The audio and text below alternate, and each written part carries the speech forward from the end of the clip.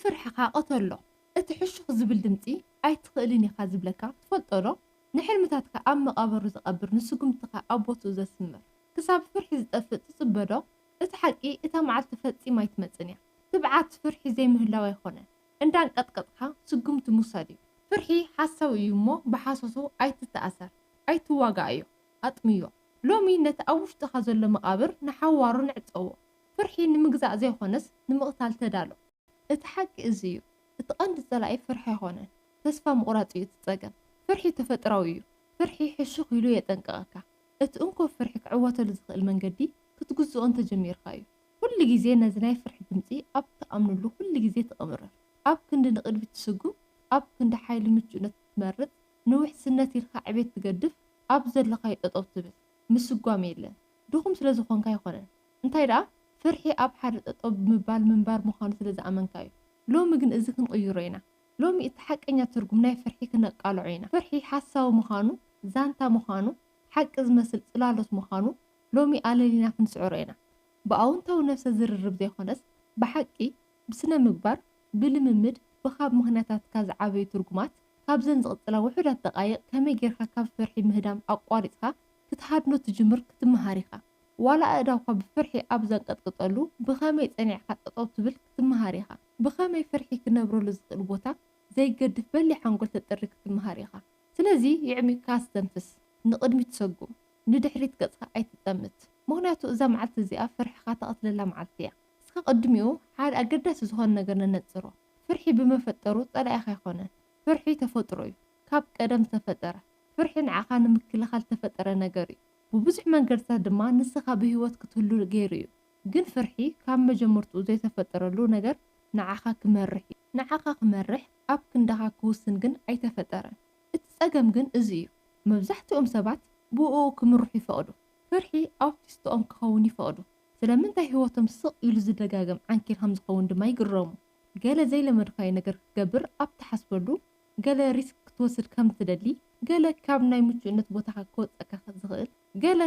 ምቹእነት ቦታኻ ከውፅአካ ዝኽእል ክትገብር ኣብ ትሓስበሉ ፍርሒ ይስምዓካ እዩ እዚ ድኻም ኣይኮነን እዚ ሓንጎልካ እትትገብሮ ዝተፈጠረ እዩ ዝገብር ዘሎ መብዛሕትኦም ሰሚዖም ዘይፈልጡ ሓቂ ግን እዚ ዝስዕብ እዩ ፍርሒ ብመፈጠሮ ኣይኮነ ንዓኻ ዝዓግተካ ብተግባር ዘይምንጣፍ እዩ እቲ ቀንዲ ፀላኢ እቲ ቀንዲ ፀገም እቲ ብሰንኩ ጠጠው ትብሎ እዩ እቶም ፈሪሕካ ዘይትጥቀመሎም ዕድላት ኣብ ክንዲ ምዝራብ ፈሪሕካ ስቕታ ትመርፀሉ ኣጋጣሚ እቶም ንድሕሪት ገፅካ ዝስዕቡካ ሕልምታት መብዛሕትኦም ሰባት ቅድሚ ብተግባር ምንጣፎም ፍርሒ ክጠፍእ እዮም ዝፅበዩ ትብዓት ክስምዖም ይፅበዩ እዚ ኣጋጣሚ እዚ ግን ብፍፁም ኣይመፅእን እዩ ምክንያቱ ትብዓት ዘይምፍራሕ ማለት ኣይኮነን እንታይ ደኣ ትብዓት ማለት እንዳፈራሕካ ከለካ ብተግባር ምንጣፍ ማለት እዩ ክሳብ ትዳሎ ትፅበ እንተ ደኣ ሃሊኻ ብሂወትካ ሙሉእ ክትፅበ ኢኻ እቶም ጎቦታት ተሓኽሩ ነገራት ዝቕይሩ ታሪክ ዝሰርሑ እውን እንተኾኖም ፍርሒ ይስምዖም እዩ እቶም ጎቦታት ዝሓኽሩ ነገራት ዝቕይሩ ታሪክ ዝሰርሑ እውን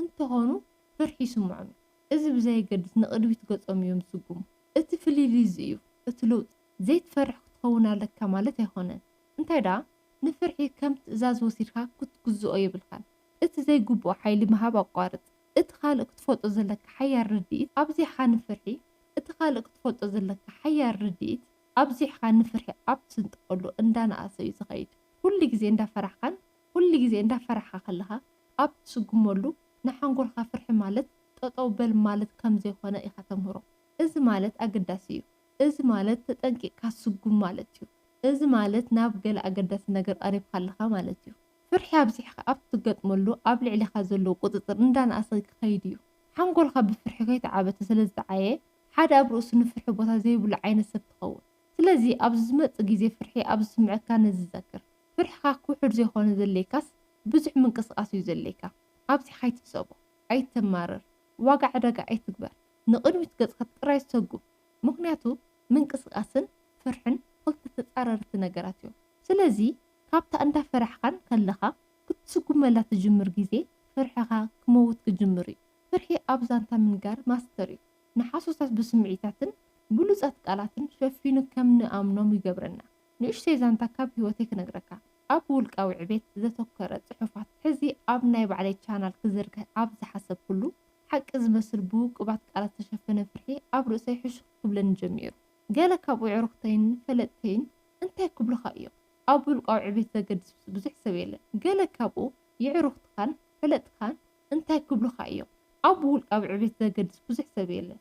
ኣብ ቅድሚ ሰብ ወፂእኻ ናይ ምዝራብ ተመክሮን ብቕዓትን የብልካን ወዘተ ዝብሉ ነይሮም። ከም ተቐዲምና ዝዓዘብናዩ ግን ትባዕ ዝበሃል እቲ ዘይፈርሕ ዘይኮነስ እቲ እንዳፈርሐ ከሎ ናብቲ ቁኑዕ መኣዝን ዝስጉም እዩ። ፍርሒ ሓሳዊ እዩ። እቶም ሓደገኛታት ዝኾኑ ዝነገረካ ሓሶሳት ድማ ብዛዕባ ገዛ ርእስኻ እዩ። ድሉው ከም ዘለኻ ሕሹኽ ይብለካ። በሊሕ ከም ዘይኮንካ ተውህቦ ከም ዘይብልካ ዋጋ ከም ዘይብልካ እንተፈቲንካ ከም ትወድቕ እንተተዛሪብካ ከም ዝስሕቑኻ ሕልምታትካ እንተስዒብካ ከም ትኸስር ፍርሒ ናይ ሓንጎልካ ድምፂ ስለ ዝላበስ ድማ ተኣምኖ። በዓልካ መወዳእታ ዘይብሉ ግዜ ብምድግጋም ሓቂ ዝመስልካያ ዛንታ ምዃኑ ከይተረድአካ ከም ሓቂ ትቕበሎ ሓቂ ኣይኮነን። ስለዚ ደጋገምካያ እዩ ልሙድ ኮይኑ። ካልእ ፍርሒ ናይ ባዕሉ ርእይቶ ኣብ ርእስካ ይሃንፅ። ንኣብነት ብዛዕባ ክብ ዝበለ ዝርርብ ጥራይ ዘይኮንካ ትፈርሕ እንታይ ደኣ እቲ ዝርርብ ናብ ሕማቕ መፈፀምቲ ከም ዝኸይድ ኣብ ርእስካ ትስእሎ። ሓድሽ ነገር ካብ ምፍታን ትጠራጠር ጥራይ ዘይኮነስ ኣብ ቅድሚ ኣደባባይ ደጋጊምካ ክትወድቕ ንገዛ ርእስካ ትርያ ተነፅሎ ጥራይ ዘይኮንካ ትፈርሕ። ብካልኦት ምውራድ ሕስረትን ካብ መጀመርቱ እኹል ከም ዘይኮንካ ትሓስብ። ብከምዚ እዩ ድማ ፍርሒ ዝዕወት ብሓቂ ዘይኮነስ ብምድግጋም። እቲ ዝኸፍአ ከጋጥም ዝኽእል ኣብ ርእስካ ደጋጊምካ ኣብ ትለማመደሉ እቲ ናይ ነርቭ ሲስተም ናትካ ኣብዚሑ ከም ሓቂ ክቕበሎ ክጅምር እዩ። ሓንጎልካ እዚ ስግኣት እዚ ሓቂ ኢሉ እንተኣሚኑ ሓንጎልካን ኣካላትካ ካብዚ ነገር እዚ ክርሕቕ ዝገብሩ ሓበሬታታት ይልኣኽ ኣሎ። ህርመት ልብኻ ይቕልጥፍ፣ ትንፋስካ ይቕልጥፍ፣ ጨዋዳኻ ይግተር ወዘተ። እቲ ነገርኡ ኣብ ኩሉ ዘይትነብር ምህላውካ እዩ። ኣብ ዘየጋጠመ መጻኢ ኢኻ ተኣሲርካ ዘለኻ። ኣብ ከምዚ ኩነታት ኣእምሮ ዋላ እታ ዝነኣሰ ስጉምቲ ንቕድሚት ዘይትከኣል ኮይኑ ትስማዕ። እቲ ካልእ ክትፈልጦ ዘለካ ሓቂ እዚ ዝስዕብ እዩ። ፍርሒ ብምድግጋም ዝህነፅ ተዳ ኮይኑ ርእሰ ተኣማንነት እውን ብከምኡ ኣገባብ ክንሃንፆ ንኽእል ኢና። ፍርሒ ዛንታ ተዳ ኮይኑ ንገዛ ርእስካ ዝሓሸ ዛንታ ንገራ ዝሕግዘካ ዛንታ ዋላ እንተወዲእካ ደጊምካ ከም ትትስእ ዝሕብር ዛንታ። ምክንያቱ ሓንጎል ኣብ መንጎ ተዘክሮን ኢማጂኔሽንን ክፈላለይ ኣይኽእልን እዩ። ውድቀት ኣብ ርእስካ ክትስእሎ ዝኽኣለካ ተዳ ኮይኑ ዓወት ክትስእል እውን ይከኣል እዩ። ነቲ ናይ ፍርሒ ስክሪፕት ምቕባል ኣቢካ ከም ብሓዱሽ ክትፅሕፎ ትጅምር። ሓንጎልካ ክትቆፃፀር ክትጅምር ኢኻ። ተባዕ ኮይንካ ክትቐርብ ትብዓት ክስምዓካ ኣለዎ ማለት ኣይኮነን። እንታይ ደኣ ንፍርሒ ማይክ ምሃብ ኣቋርፅ። ምክንያቱ እቲ ኣብ ርእስካ ዘሎ ድምፂ ኣዝዩ ሓያል ስለ ዝኾነ እቲ ፀገም ኩሉ ግዜ ሓቂ ዘይነግረካ ስለ ዝኾነ እዩ። እቲ ዝዓበየ ዝነግረካ ሓሶት ድማ ፍርሒ ናትካ ደረት ምዃኑ እዩ። ከምዚ ግን ኣይኮነን። እዚ ሓበሬታ ጥራይ እዩ። ኣብ ጫፍ ዕቤትካ ደው ኢልካ ከም ዘለካ ዝሕብር ሓበሬታ ቀፂሉ እንታይ እዩ ዝስዕብ? እዚ ናትካ ውሳነ እዩ። ፍርሒ ብፅሞና ኣብ ፀልማት እዩ ዝዓቢ። ኣብዚኻ ካብኡ ኣብ ተሃድበሉ ድማ እንዳዓበየ እዩ ዝኸይድ። ፍርሒ ብንውሓት ግዜ ኣይበልን። ፍርሒ ብምቅላዕ እዩ ዝበልዕ። ኣብዚ እዮም መብዛሕትኦም ሰባት ዝጋገዩ። ቅድሚ እንዳፈርሑን ከለዉ ምስጓሞም ትብዓት ክመፆም ይፅበዩ። ትብዓት ግን ቅድሚ ተግባር ኣይመፅእን እዩ። ትብዓት ብምክንያት ተግባር እዩ ዝመፅእ። እስከ ኣብ ገምገም ሓደ ኣዝዩ ዝሑል ዝኾነ ፑል ጠጠው ኢልካ ከም ዘለካ ኢማጂን ግበሩ። በፀባዕትካ ጥራይ ተንኪፍካ ክትኸይድ ትኽእል ኢኻ። ፅባሕ መፂኻ ደጊምካ ብዛዕባ ክትሓስብ ብዓይንኻ ብምርኣይ ጥራይ ቁሪ ይስምዓካ። ወይ ድማ ነጢርካ ክትኣቱ ትኽእል ኢኻ። ሲስተም ናይ ኣካላትካ ሾክ ትገብሮ፣ ኣካላትካ ኣዳፕት ክትገብር ትገብሮ። ድሕሪ ገለ ደቃይቕ ዝኾነ ይኹን ፍርሒ የብልካ። ስለምንታይ? ምክንያቱ ኣክቢዱ ዘርእየካ ብተግባር ስለ ዘመካርካዮ። ኣቐዲመ ምቕላዕ ኢለ ዝገለፅኮ ድማ እዚ እዩ። ዘይፈርሕ ክትኸውን ኣለካ ማለት ኣይኮነን። እንታይ ደኣ ነቲ ናይ ፍርሒ ስምዒት ከም ዘለዎ ገዲፍካ ክትስጉም ቅሩብ ምዃን። ንጥርጥር ኣብ ዓይኑ ጠሚትካ ንስኻ መወዳእታ ኣይኮንካን ክትብሎ ቅሩብ ምዃን። ከምዚ ኢኻ ብከምዚ ኢኻ ፍርሕካ ክትቐትል ትኽእል። ብምውጋድ ዘይኮነስ ብምቅላዕ ናብቲ ዘፍርሐካ ገፅካ ትፅጋዕ። ነቲ ዘይምቹ ተለማመዶ ልሙድ ትገብሮ። ልሙድ እንተዳ ኮይኑ ኣብ ልዕሊኻ ውሕድ ሓይሊ እዩ ዘለዎ። ተዛረብ ዋላ ፃዕበትካ የንቀጥቅጥ። ደይብ ናብ መድረኽ ዋላ የዳውካ ይንቀጥቅጥ። ዋላ ፍፁም ኣይኹን ሓሳባትካ ብግቡእ ግለፅ። ሕተት ዋላ ትመልሲ ዘፍርሕ ይኹን።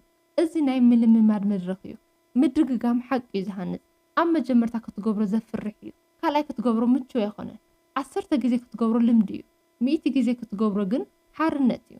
እቶም ተዛረብቲ መራሕቲ ሃነፅቲ ተቓለስቲ ተባዓት ኮይኖም ኣይኮኑን ጀሚሮም እንዳፈርሑ እዮም ጀሚሮም። እቲ እንኮ ፍሊሊ ፍርሒ ፈራሕቲ ኮይኖም ክነብሩ ስለ ዘይመረፁ እዩ። ንዘይምቹእነት ዝኸውን ቶለራንስ ሃንፆም። ካልእ ሓቂ ብዛዕባ ፍርሒ ብምሉእ ጠቕሊሉ ክርሕቕ ዘይኽእል ምዃኑ እዩ። ኣብ ርእስካ ሕሹኽ ክብለካ እንከሎ ግን ምስምባር ትገድፍ ኣይትደሃልን ኢኻ። ምክንያቱ እኹል ግዜ ስለ ዝገጠምካዮ ድምፂ ጥራይ ምዃኑ ትፈልጥ ኢኻ። ሓበሬታ ጥራይ እዩ። ዋላ ሓንቲ ክወስዱ ዝግብኦ ውሳነ ይብሉን። ንስኻ ኢኻ ወሳኒ እቲ እንኮ መውፅኢ መንገዲ ድማ ብማእኸሉ እዩ ብማእኸል ጥርጥር ጌጋታት ውድቀት ሰንጢቕካ ትሓልፍ ከምዚ ትገብር ዘይትፈርሕ ኮንካ ዘይኮነስ እንታይ ደኣ ኣብቲ ሓደ ጫፍ ክሳብ ሎሚ ነቢርካይ ዘይትፈልጥ ሂወት ተዓቂሩ ስለ ዘለዎ እዩ እዚ ዋጋ ክትከፍል የዋፀካ እዩ ፍርሒ ክትቀትል እንተደሊኻ ናብቲ ምንጭ ናቱ ክትኸይድ ኣለካ ሓንጎልካ ምክንያቱ ፍርሒ ኣብ ደጋዊ ዓለም ኣይኮነን ዝጅምር ፍርሒ ኣብ ሓሳባትካ እዩ ዝጅምር ኣብቶም በዓልካ ንገዛእ ርእስካ ደጋጊምካ ትነግራ ዛንታታት ሰብ ከታይ ይብለኒ እከለ ብዛዕባ እንታይ ኮነ ይሓስብ ክስሕቁኒ ድዮም ሃነፅቲ ዘይኮኑ ካብ ምግባር ዝዕንቁፍካ ዛንታታት ሓሳባትካ ናብ ቁኑዕ ማዝን ትሬን ክትገብሮም እንተዘይክእልካ ንሳቶም ንዓኻ ክገዝኡካ ክጅምሩ እዮም ሓንጎል ፍርሒ ኩሉ ግዜ ዝዕወተሉ ናይ ውግእ መድረክ ይኸውን ንስኻ ግን ኣብዚ ብፍርሒ ክትመሓደር ኣይኮንካን ዘለካ ንስኻ ኣብዚ ሓንጎልካ ክትፅዕሮ ኢኻ ዘለካ ሓድሽ ዝኾነ ስክሪፕት ክትፅሕፍ በዛ ቀላል ዝኾነት መረዳእታ ድማ እዩ ዝጅምር ንስኻ ኣተሓሳስባኻ ጥራይ ኣይኮንካን ንስኻ ሃናፂ ናይዞም ሓሳባት ኢኻ ንስኻ እቲ ኣብ ሓንጎልካ እንታይ ክፀንሕ ዝመርፅ ኢኻ ንኣብነት ገለ ነገር ክትገብር ምስ ትደሊ ፍርሒ ድሉ ከም ዘይኮንካ ሕሹኽ ምስ በለካ ስቕ ኢልካ ኣይኮንካን ትቕበሎ ናይ ሕቶ ምልክት ትገብረሉ መን ኢሉ ክትወድቕ ኢኻ ዝብል ድምፂ እንተተመፂካ ከምዚ ብምባል ትምልስ ምናልባት ግን ካብኡ ክመሃር እየ ምክንያቱ ኩሉ ግዜ ሓሳባት ዘርኢ እዩ እቲ ማይ ተስትዮ ድማ ልክዕ ከም ሓቂ ይዓቢ ፍርሒ ማይ እንተደኣ ኣስቲኻዮ ወይ ድማ እንተኮስኪስካዮ ጥርጥር ክትዓፅር ኢኻ ትብዓት እንተኮስኪስካዮ ሓንጎልካ ብሓያልነትን ቁንዕነትን ስነ ምግባር ዘለዎም ሓሳባት እንተመሊእካዮ ትብዓት ናትካ መለለይ እዩ ዝኸውን እዚ ስቕ ኢሉ ብዛዕባ ኣውንታዊ ምዝራብ ኣይኮነን እዚ ብዛዕባ ኮነ ኢልካ ኣእምሮኻ ናብ ቁኑዕ ማእዝን ምውቃዕ እዩ ልክዕ ከምቲ ኣትሌታት ኣካላቶም ትሬን ዝገብርዎ ንስኻ ንሓንጎልካ ብመልክዕ ኣፊርሜሽን ትሬን ትገብሮ ብዋጋኻ ዝነግሩ